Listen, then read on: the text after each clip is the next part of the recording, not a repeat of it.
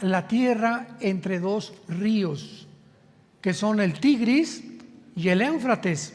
Entonces, cuando venimos a Babel, encontramos desde el capítulo 10, que repito, ya no vamos a busquen las conferencias anteriores, comienza Nimrod, el primer poderoso que hubo dictador en el mundo, que trató de centralizar los gobiernos, las religiones en la tierra de Sinar, la tierra de los caldeos, o lo que es ahorita Irak. Cuando Saddam Hussein gobernó y perdió la batalla Operación Desierto en 1990-91, cuando quiso invadir Kuwait, 5 años antes Hussein gastó billones de dólares en reconstruir Babilonia y levantó, todavía pueden ir, ahorita la ciudad se llama Bildad, le quitaron el nombre Babilonia, pero se llama Bildad, está a 80 kilómetros de la ciudad de Bagdad, en Irak.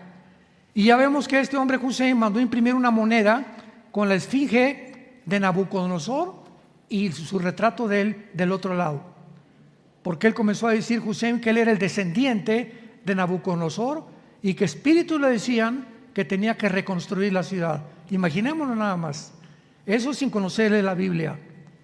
Entonces no hay nada de coincidencial ni accidental en los eventos que tienen lugar en el mundo. Cuando los conectamos y juntamos las piezas del rompecabezas, tenemos un panorama mucho más claro para poder discernir y percibir la realidad del mundo que estamos viviendo. Muy bien, Babilonia comienza pues con Nimrod, se levanta la torre famosa de Babel, donde por primera vez existe en la Biblia la primer rebelión masiva contra Dios, el primer intento de abortar los mandamientos de Dios, porque antes de Babel Dios le dijo a Noé, después del diluvio, vayan por el mundo, dispérsense por todo el mundo, propáguense por el mundo, fructifíquense. Pero llega Nimrod, un tipo del anticristo, y le dice a toda la gente en aquel tiempo, no, concentrémonos en un solo lugar, levantemos una torre, hagámonos un hombre, edifiquemos una ciudad para nosotros. Entonces vemos que este pensamiento de la centralización de los gobiernos no es coincidencia que en la Biblia termine con un personaje llamado el anticristo, donde se menciona que este hombre va a centralizar, ¿qué cosa? Los gobiernos. O sea, pronto viene este dictador mundial para poder ejercer el control global a través de un solo gobierno. Y el siglo pasado esto no podía ser realidad, ni hace 10 o 15 años, hasta el siglo en que tú y yo estamos viviendo, simplemente porque no había la tecnología que tenemos actualmente para que esta posibilidad sea una realidad, ya que con la tecnología que tenemos y la genética que tenemos, el ser humano cree que es Dios y que podemos levantarnos sin tener necesidad de Dios y gobernarnos sin tener necesidad de una ley moral, de códigos de conducta ni de moral, porque nosotros somos dioses. Ya que si venimos de una amiba y somos el proceso accidental de la teoría de la evolución, pues simplemente el ser humano tiene que mejorar. Y ahora la tecnología nos va a ayudar a mejorar, mezclando el ADN del ser humano con animales, o a través del transhumanismo, o de la inteligencia artificial, o de los nuevos descubrimientos de la genética. Y todo lo que le estoy contando no es más que ciencia ficción, que los que están detrás, que es un grupo que se llama el Foro Económico Mundial. Métete al internet y búscalo y ve los estatutos que declaran ellos diciendo Dios no existe. Este foro controla los gobiernos del mundo actualmente. Cristo es una mentira, Dios no existió, vamos a ser dioses. Y están inclusive llegando a la psicopatía, a la locura de decir y atreverse a poder aseverar que la muerte va a ser considerada una enfermedad. Que como todas las enfermedades las podemos conquistar y nos vamos a convertir en inmortales, gracias a la diosa de la tecnología. Entonces, todo esto tiene su origen desde Babilonia, y a través de toda la historia, Satanás, que estuvo detrás de Nimrod, encontramos el mismo patrón, el mismo factor común denominador. Todos los faraones se creyeron dioses. Todos los césares romanos se creyeron dioses. Y mencionamos a Atila, a Gengis Khan, mencionamos a todos los grandes conquistadores, Alejandro el Magno, los dictadores del siglo XX, ¿verdad? Lenin, Hitler, Benito Mussolini, Mao Zedong, etcétera, etcétera. Todos estos hombres que han ocupado posiciones de poder a través de la historia han soñado, han anhelado lo mismo que está en la Biblia: llegar a ser ellos los que controlen el mundo, o extender su imperio hasta donde pueda llegar, ¿verdad?, el conocimiento humano, para poder realmente convertirse en los dueños del planeta Tierra. Y este sueño lo alcanzará el arte principal, o la obra de arte principal de Satanás, que se llama el Anticristo, que posiblemente ya nació y ya está en el mundo.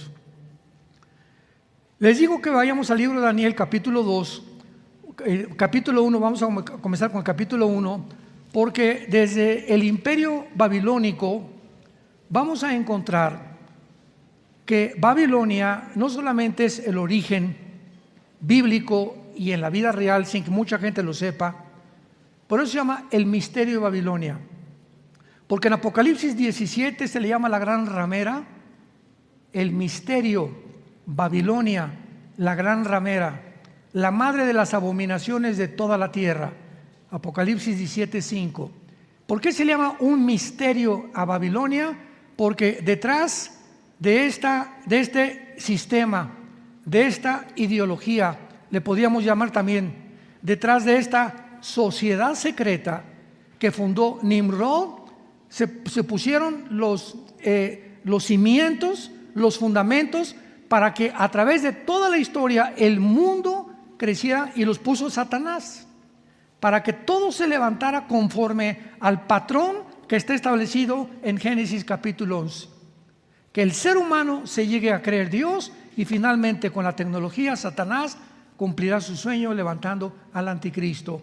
Pero encerrado detrás de esto, de un solo gobierno, una sola religión, Babilonia es el origen de la astrología, brujería, hechicería y la magia. Todo lo que es perteneciente al ocultismo son las sociedades como los Rosacruces, masonería, los caballeros templarios, lo que fundó la teosofía de Elena Blavatsky. Todas estas supuestas sociedades secretas encierran el mismo ADN. Todas están relacionadas con el ocultismo, todas ponen cortinas de humo para que tú no sepas realmente lo que se encuentra detrás de sus fundamentos diabólicos, porque precisamente este es el propósito satánico: cegarnos a los seres humanos de todo lo que está pasando en el mundo. Cristo dijo: el día que conozcas la verdad te hará libre. Cuando tú comiences a estudiar este libro, las vendas te van a comenzar a caer, porque Jesucristo es la única verdad absoluta del universo. Y por desconocer la verdad, el mundo es esclavo de la mentira. Y nos creemos todo lo que dicen los noticieros, lo que dicen los periódicos, los medios masivos de comunicación, precisamente por ignorar la verdad de Jesucristo. ¿Por qué? Porque el mundo vive un relativismo. O sea, lo que es verdad para ti, para mí no es verdad. Una verdad absoluta no existe. Y por eso el propósito de la agenda global es claro: destruir el cristianismo, acabar con la familia. ¿Cómo? A través del aborto, matrimonios gays, movimiento LGTB, pedofilia, que ya se va a legislar la pedofilia, y a través de esta destrucción de los valores que forman parte de la institución más santa y más sagrada que Dios estableció, que es el matrimonio. Ellos creen que al hacer a un lado esto, las verdades absolutas son completamente desechadas, abandonadas, alejadas, y establecen ellos su ideología, su filosofía satánica. Nosotros somos dioses. Vamos a cambiar otra ética, otras leyes morales. La verdad no es lo que tú crees, sino lo que tú piensas. Ya no es Dios, somos nosotros. Tenemos cada uno nuestra propia verdad. Veamos esta secuencia de ocultismo, brujería, que continúa, escúcheme con mucha atención, continúa en casi más del 90% de los gobiernos del siglo XXI. Casi la mayor parte de los gobernantes en el mundo actualmente tienen brujos, ocultistas, astrólogos, magos, hechiceros, reuniones secretas de espiritismo donde invocan el espíritu de Cuauhtémoc, el espíritu de su abuelita, díganme qué quieren que haga yo, etcétera, etcétera, porque este ocultismo, esta sensación de que podemos tener contacto con el más allá, no saben que su contacto no es con Dios, todo lo contrario, es con el mismo mundo de los demonios. ¿Por qué lo hacen? Porque no conocen, están cegados y por el hambre de la curiosidad. Quiero consultar voy a morir, cómo va a ser mi gobierno, etcétera, etcétera. Pero esto corre por toda la página de la historia y por todas las páginas de la Biblia. Daniel capítulo 1, versículo 20 y 21. Nos encontramos con un hombre llamado Daniel, judío, que está al servicio del rey Nabucodonosor, rey de Babilonia, y escuchemos qué cosa controlaba el imperio babilónico. Daniel 1:20. Y en todo asunto de sabiduría e inteligencia que el rey les consultó, o sea, a los muchachos, los halló 10 veces mejores que todos los magos y astrólogos que había en todo su reino. Capítulo 2, versículo 2. Hizo llamar el rey a magos, astrólogos, encantadores y caldeos para que le explicaran sus sueños. A través de toda la historia vemos este fenómeno. Los presidentes, los gobernantes, los dictadores, los reyes. ¿Se acuerdan ustedes de los zares de Rusia? Con el famoso Nicolás II, el último zar de Rusia, que fue derrotado a principios del siglo pasado, 1910-15, y entraron los bolcheviques, la revolución bolchevique, que se estableció el comunismo por primera vez en la historia cuando mataron a los zares. Bueno, ¿se acuerdan ustedes que Nicolás II tenía a un brujo llamado Rasputín? Y se han hecho películas y hay libros de él. Era un hombre como de 2 metros de altura que tenía poderes diabólicos y sanaba a la gente. Y la emperatriz lo jaló al palacio. Era un hombre que andaba por ahí por las calles y comenzó a dar cuenta que tenía poderes, etcétera, etcétera. Lo quisieron envenenar 2 veces y el veneno no le hizo efecto. Era impresionante la forma como este hombre, ¿verdad?, manifestaba un poder satánico. Y desde ese momento la emperatriz, ¿verdad?, de Rusia, la esposa del zar Nicolás II, lo hizo su principal consejero. Y vemos que finalmente el zar, su esposa y todos sus hijos fueron asesinados. Es la factura que le cobró Satanás finalmente a esta familia. Y ahí se terminó los zares de Rusia. Ya nunca más volvió a haber zares en Rusia. Veamos ahora el versículo 10 del capítulo 10, del capítulo 2 otra vez, Daniel 2:10. Los caldeos respondieron delante del rey y dijeron: no hay hombre sobre la tierra que pueda declarar el asunto del rey.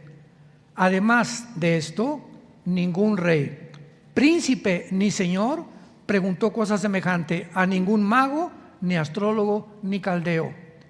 Para los que no entiendan el trasfondo, el rey Nabucodonosor tuvo un sueño de una estatua que lo explica el capítulo 2, gigantesca, y se enojó porque cuando consultó a los brujos y a los astrólogos y a los hechiceros, nadie le pudo contestar qué significaba ese sueño. Y le dijeron: No existe en el mundo ningún mago ni astrólogo que pueda interpretar este sueño.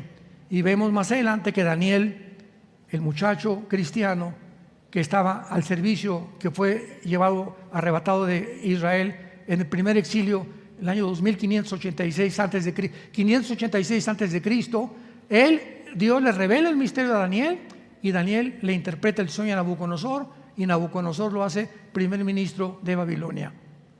Pero quiero que vean ustedes la cercanía de estos emperadores con el mundo del ocultismo. Capítulo 2, versículo 27.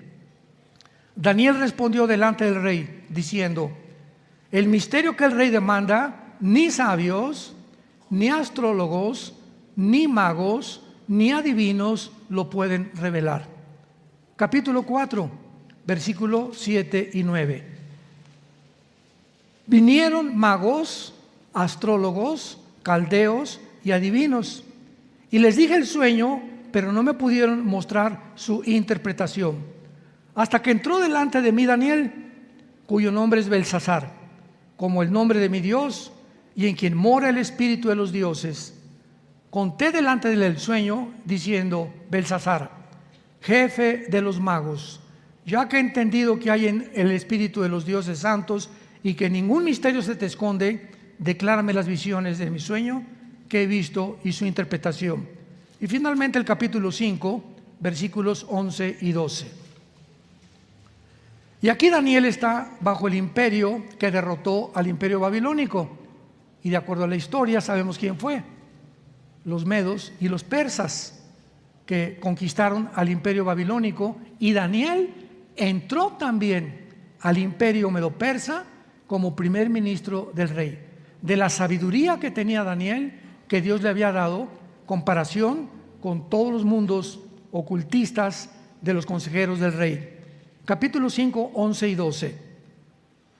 En tu reino, le dice al rey de Medo-Persia, Daniel, hay un hombre en el cual mora el espíritu de los dioses santos. Y en los días de tu padre se halló en él luz e inteligencia y sabiduría, como sabiduría de los dioses, al que el rey Nabucodonosor, tu padre, oh rey, constituyó jefe sobre todos los magos, astrólogos, caldeos y adivinos. Vemos pues el énfasis en la Biblia, sobre todo en el libro de Daniel, en el imperio babilónico, que no es coincidencia, que dominaba completamente el misterio de Babilonia, que había un poder de las tinieblas que no era más grande que el poder de Dios. Dice 1 Juan capítulo 4, mayor es el que está entre nosotros que está en el mundo. Cuando me dicen, oiga, si una bruja le lanzó una maldición, se le va a regresar. ¿Saben ustedes eso? Que cuando una bruja o un hechicero te lanza una maldición, o maldice a tus hijos, o maldice tu matrimonio, y tú vives en pecado, la maldición te llega. Esto es real. ¿Se acuerdan ustedes en Haití de los famosos muñecos del vudú? Que son muñecos que agarran los budistas, los brujos del vudú, y le entierran alfileres.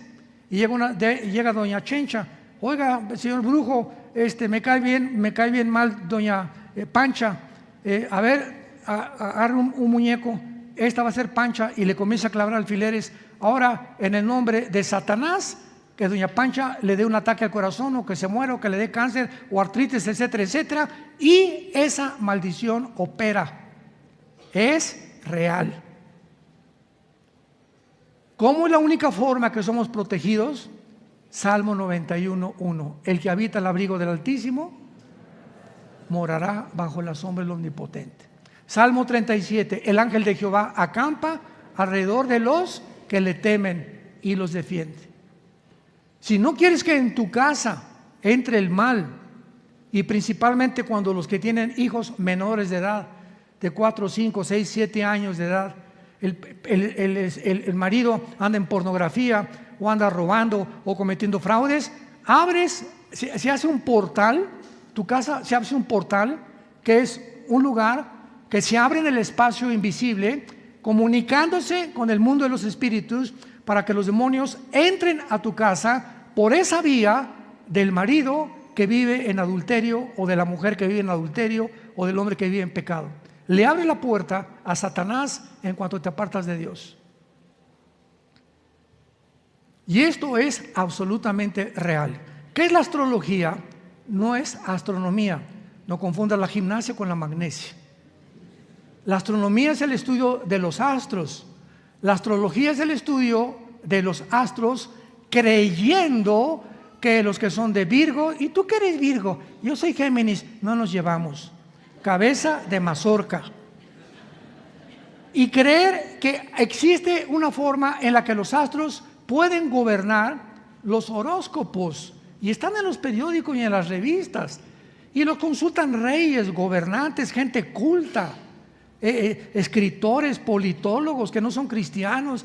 ¿Qué dice mi horóscopo hoy? No compres, pues no compro. No vendas, pues no vendo. O te vas a encontrar esta semana con una muchacha, etcétera, etcétera. Y llegamos a creer, somos tan idiotas. La palabra idiota viene del griego idio, que significa tonto, para que no crean que es una grosería. Somos así tan tontos y tan necios de creer que podemos depender de la luna y de Marte para que me diga Marte: hey, Armando, no compres mañana. Veamos en el libro de Deuteronomio, en el Antiguo Testamento, la advertencia de Dios al ocultismo, capítulo 18. Deuteronomio 18. Versículos del 10 al 13. Los judíos iban a entrar a la tierra de Canaán. Y la tierra de Canaán estaba infiltrada de brujos, hechiceros, caníbales, pedófilos, pederastas, homosexuales. Era completamente, toda esta gama que estoy mencionando la controla el mundo de las tinieblas. Y Dios le dice al pueblo que Él llamó para que dieran testimonio a las naciones en qué oscuridad vivían. No se ha hallado en ti quien haga pasar a su hijo o a su hija por el fuego, ni quien practique adivinación, ni agorero, que son los astrólogos, ni sortílego, ni hechicero, ni encantador, ni adivino, ni mago, ni quien consulte al espíritu de Cuauhtémoc. Las sesiones famosas de espiritismo, que se juntan en una mesa, se agarran de las manos y está un medium, y el medium es la persona que ha sido señalada para que traiga el espíritu de la abuelita, de tu tío o el fulano de tal, y comienzan a agarrarse las manos y comienzan, y es real, comienzan a oír voces que se comunican con el medium comienza a hablar y a dar mensajes del más allá, y son mensajes de demonios. Hace muchísimos años, a principios del siglo pasado, hubo un gran mago que se llamó Houdini. 1910, 1915, más o menos por ahí. Houdini fue un mago que asombró al mundo entero con lo que él hacía. Se metía en unas cosas como de agua y lo metían de los pies, encadenado, y antes de que se asfixiara o se ahogara, se quitaba las cadenas y salía. Houdini no se supo hasta el final de su vida que consultaba a los muertos y que tenía sesiones de espiritismo. Entonces Houdini, en uno de sus actos, lo pueden ver en cualquier lado, hasta una película hicieron con Tony Curtis, que él hace de Houdini, que ya también murió este actor, que se ahoga dentro de la pileta y pues ya se murió. Pero antes de esa semana, Houdini le dijo a su esposa: quiero por favor darte este papelito, y le puso un número de 7 letras, 3, 4, 5, 7, etcétera, etcétera. Y quiero que cuando yo muera, hagas una reunión espiritista y me invoques a mí. Y si yo te doy este número que solamente tú sabes, tú vas a saber que yo estoy vivo.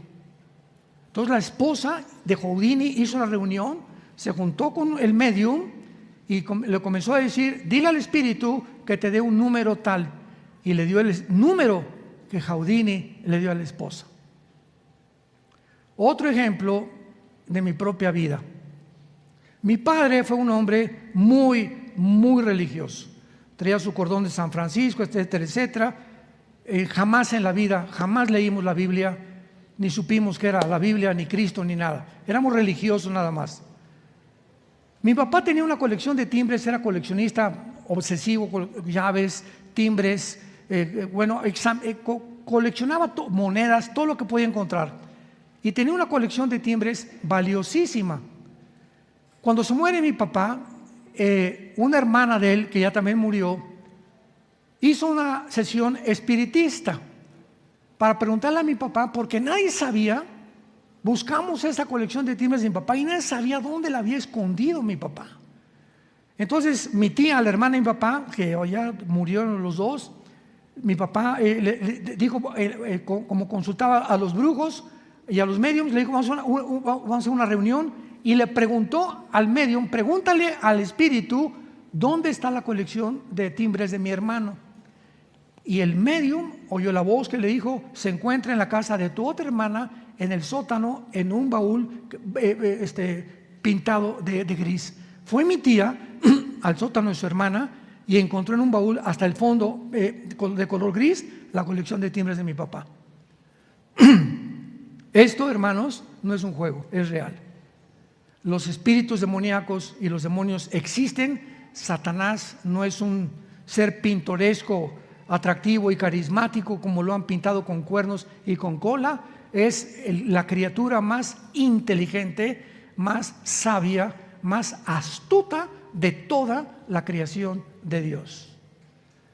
Y nosotros, que somos los más tontos, que queremos tratar de encontrar y cómo comunicarnos qué es verdad y qué no es verdad, Dios dice: cree en mí en la cruz y te envío a mi Espíritu Santo. Y mi Espíritu Santo dentro de ti, al hacer tu contacto con la Biblia, comenzarán las vendas a caerte y te daré un don que se llama discernimiento de espíritus. 1 Corintios capítulo 12. Discernimiento de espíritus. Dice en 1 Juan capítulo 4, nosotros somos de Dios, el mundo oye a los que son del mundo, pero a nosotros, si oímos a Dios, Dios nos oye. En esto conocemos el espíritu de verdad y el espíritu de error.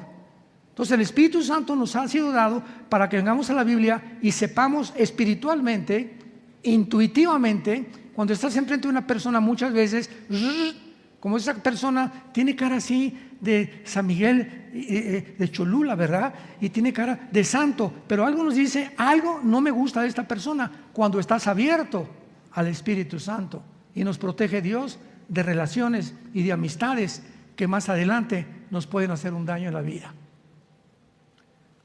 Esto es muy importante porque no es coincidencia que durante la tribulación la nueva Babilonia va a ser y buscar el mismo propósito y el plan final de Dios en contra de sus planes, porque la nueva Babilonia será la base del poder del anticristo. Apocalipsis capítulo 18.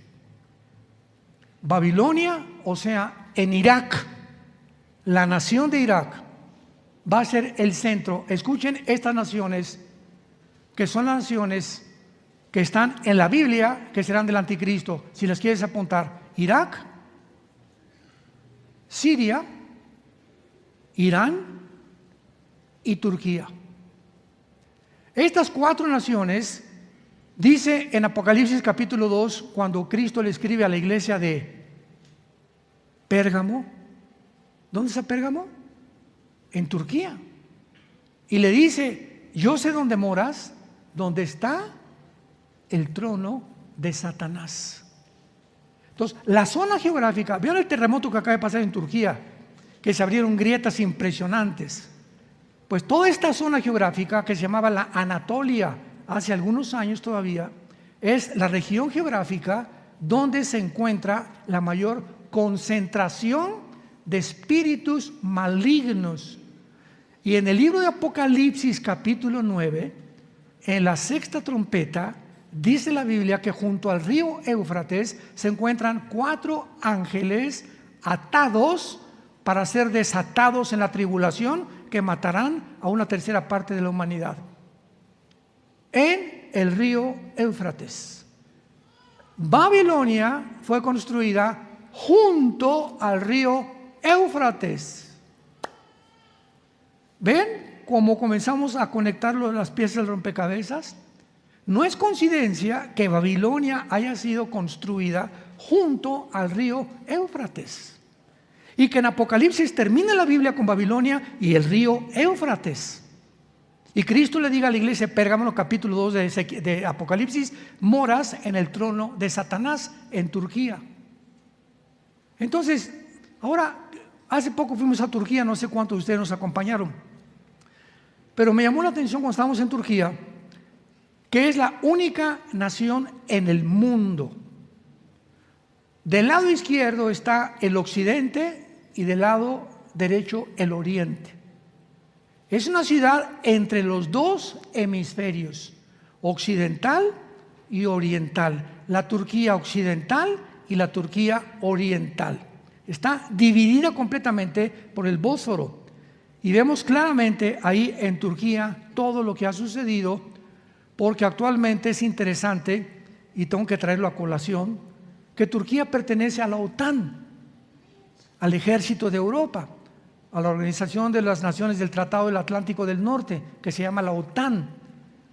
Y cuando ahora vino el ataque, la invasión de Putin contra Ucrania, pues comenzaron las naciones europeas que pertenecían a la OTAN a ayudar a Ucrania.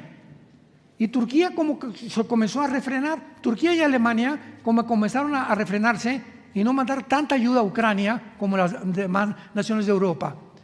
Y después se descubre que Erdogan, el presidente actual de Turquía, descubre que no tiene trigo ni petróleo.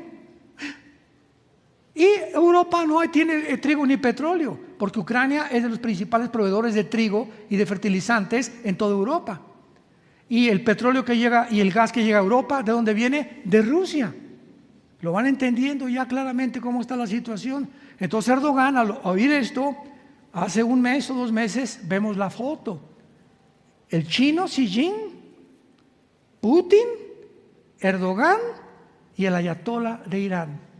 El cuarteto que aparece en Ezequiel capítulo 38, versículo 4 y 5. Las 4 naciones que aparece que van a invadir a Israel en los tiempos en que vivimos. Y ahí están delante de nuestros ojos. Ahora, si Turquía pertenece a la OTAN, no puede unirse a Rusia, ¿verdad? ¿Por qué? Porque se tendría que salir de la OTAN. Bueno, acuérdense de lo que estamos diciendo, yo no soy profeta, le estoy diciendo lo que dice la Biblia.